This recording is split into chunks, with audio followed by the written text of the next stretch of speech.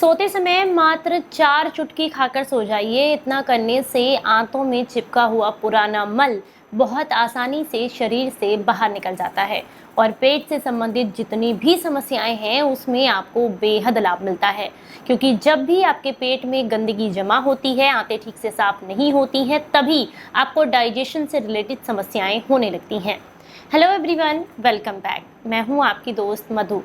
अगर आपको खाना ठीक से नहीं पचता है, गैस, एसिडिटी, ब्लॉटिंग की समस्याएं रहती हैं, पुरानी कब्ज से परेशान रहते हैं, पेट फूला हुआ रहता है या खाया पिया शरीर को लगता नहीं है, इस तरह की दिक्कतें हैं, तो इसका सीधा सा मतलब है कि आपके शरीर को उसका पोषण ठीक से नहीं मिल रहा है।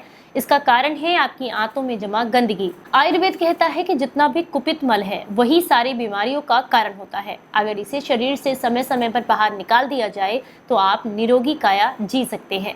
लेकिन एक बात बहुत ज़रूरी है समझनी कि हम कब समझते हैं कि हमें कॉन्स्टिपेशन है या हमें आंतों की सफाई करनी है। अगर आपको पिछले 2 हफ्ते से कंटिन्यूअसली या तो बहुत ज़्यादा हार्ड मल जो है वो आपका है, या फिर आपको मुंह से बहुत ज़्यादा बदबू आ रही है, पेट फूला हुआ या अफरा हुआ रहता है, आपको पेट बंधा बंधा सा महसूस हो रहा है, इसका मतलब आपको पुराना कॉन्स्टिपेशन है। इसके अलावा अगर आपको बार बार खट्टी डकारें आती हैं और खाना खाने के बाद पेट में भारीपन होने की वजह से उल्टी या उबकाई जैसा फील होता है, तो ये भी आपके पेट में जमा गंदगी का ही कारण है। ऐसे में आपको अपनी आंतों को डिटॉक्स करने की ज़रूरत है। तो चलिए आपको एक ऐसा नुस्खा बताते हैं जो कि बहुत अच्छे से काम करता है। इसका इस्तेमाल कुछ दिनों तक आपको करना है, जब तक आपको ये ना लगे कि आपकी आंतें ठीक से साफ नहीं हो गई हैं। जब आपको लगे कि आंतें ठीक से साफ हो गई हैं तो आप इसका प्रयोग बंद कर दें।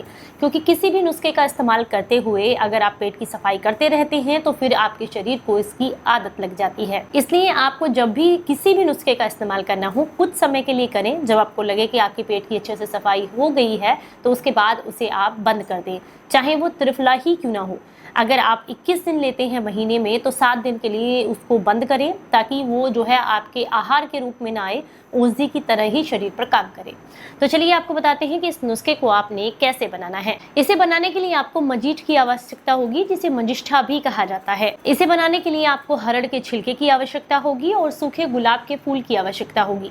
ये तीनों आपको बराबर मात्रा में लेने हैं। चौथी जो चीज है वो है निसोथ। ये चारों ही चीजें आपको बराबर मात्रा में लेनी है। मान के चलिए इन्हें आपने 25-25 ग्राम की मात्रा में लिया है। यहाँ पर जो आपको 5वीं चीज लेनी है वो है सनाई। सनाई यहाँ पर आपको लेनी है 100 ग्राम, अगर इन सब चीजों को आपने 25-25 ग्राम लिया है। इसके अलावा जो लास्ट इंग्रेडिएंट है वो है मिश्री धागे वाली, ये आपको लेनी है 400 ग्राम।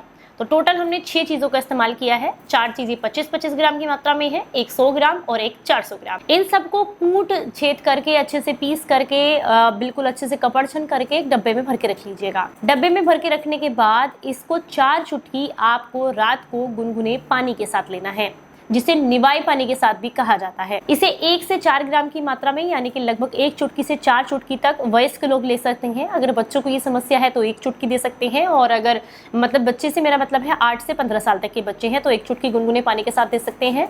और अगर आप वयस्क हैं तो 2 से 4 चुटकी तक आप इसे आराम से ले सकते हैं।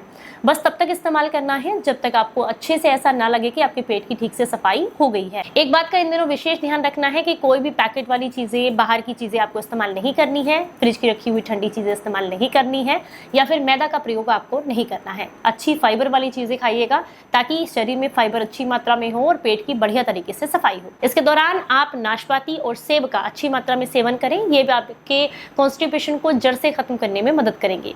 जानकारी अच्छी लगी हो तो ज्यादा से ज्यादा लोगों तक इसको शेयर कीजिएगा। चलिए फिर मिलूंगी किसी नई जानकारी के साथ। तब तक अपना बेहद ख्याल रखिए और हंसते मुस्कुराते रहें। Stay healthy, stay happy. Bye bye.